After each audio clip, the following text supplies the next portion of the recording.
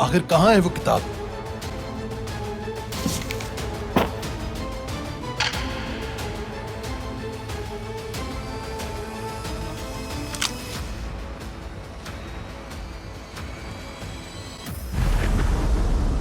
आगा, इस सिपाही को यहीं छोड़ जाएं। खैर ये तो है खिजर, क्या हुआ? ये सिपाही घर के तय खाने में घात लगा के बैठेगा। अगर हालात खराब हुए और हम पकड़े गए तो वो हमसे किताब के बारे में पता लगाने की कोशिश करेंगे। मैं उन्हें बताऊंगा कि किताब घर के तय खाने में है।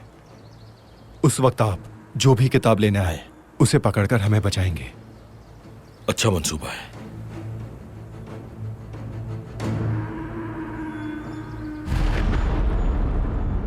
चलो।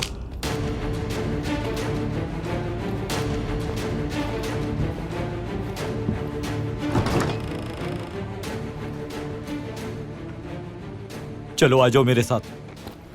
अगर जरा भी होशियारी की तो गोली मार दूंगा तुम्हें।